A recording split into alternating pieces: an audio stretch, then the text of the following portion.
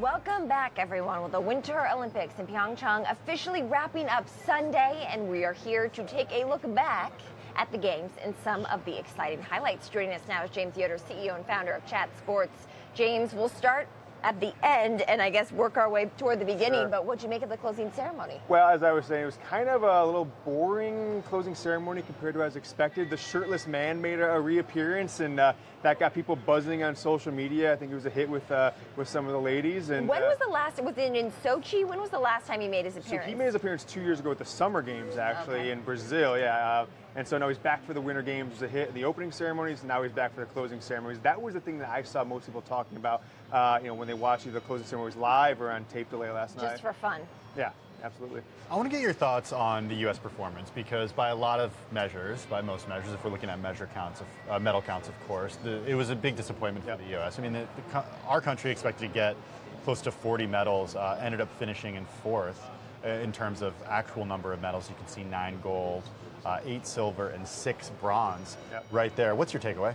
A major disappointment for the Americans. The projection, I don't know how this got leaked, but the AP leaked the projected medal count from the American Olympic Committee of 37. Now, I believe that was because they thought the Russian team being missing some of their athletes with the sanctions and then just the overall sense of not a lot of organization from the Russians would lead to more medals, and it just really didn't. And some, in particular, skating was a big disappointment. And so with that being said, big disappointment for the Americans overall. For the lowest mark we've had in 20 years. So, I think they've got to retool. We've got 4 years to do it, and got to come back strong 4 years from now.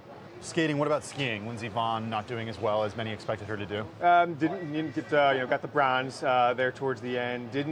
No one in skiing in general was a huge hit for the Americans. I think Mikaela Shiffrin was pretty good. I take that Still, back. some people expected her to get 5 golds. Yeah, I mean, I think no one lived up to the expectations. Yeah. Now, Right. the snowboarding side had a couple American golds, and that was where you made up for the skiing, as far as the boarding side of things go. But skiing, I think, was a disappointment. Ice skating was a disappointment for the Americans. The big winners, and we've talked about these, the women's hockey, that was the big winner. And then I was a big fan of watching men's curling, coming through for the first gold ever. That was a big one for me. It's a good weekend one to watch. Okay, so we talked about the gold medals, and of course the shirtless man. Other than the shirtless man, any other superstars that emerged from these games?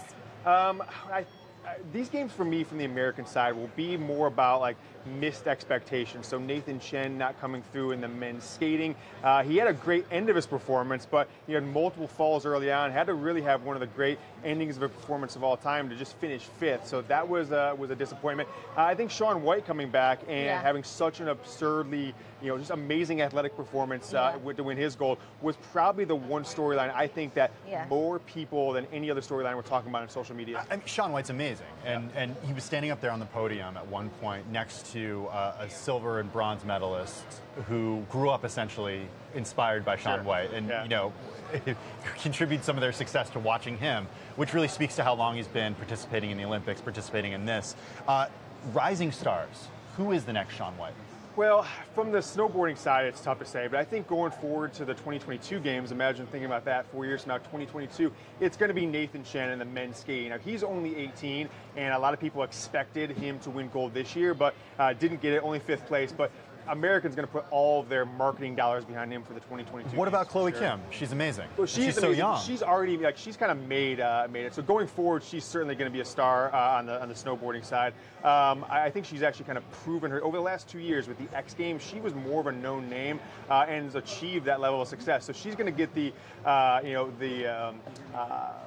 I think what happens when someone comes back from multiple games, we think about the Summer Olympics and Michael Phelps, right? You just expect him to win 3, 4, or 5 golds every games for a 16-year period. So when we go to the 2022 games, she's going to be expected to win, whereas Nathan Chen will try to be, redeeming himself. So any major endorsement deals? I mean, you mentioned USA putting a lot of resources behind some of these big winners right from these particular games, Chloe Kim being one of them, but any major endorsement deals that you're expecting? I haven't seen any yet, but you've got to think some of the men's ice skating, Adam Rippon being the one he was on, talking about, hey, call me up, I'll pretty much endorse anything. So a lot of, faces got made famous in in this games. We talk about Chloe Kim. I would expect her to be everywhere because she's such a marketable name, so young. And then she's got multiple events over this 4-year gap between Olympics of the X Games that they can market her, where you don't have as much of that focus around, like, let's say, ice skating. So I think Chloe Kim might be the one that gets the big-time deals. She's so adorable, right? Saying that before she did her run, she was just like chatting with her friends on the phone, on the bus. Yeah. You know, like so relatable for young people. Yeah, absolutely. We only have about 30 seconds left, but I want to get your take on Russia. Should the country expect more penalties,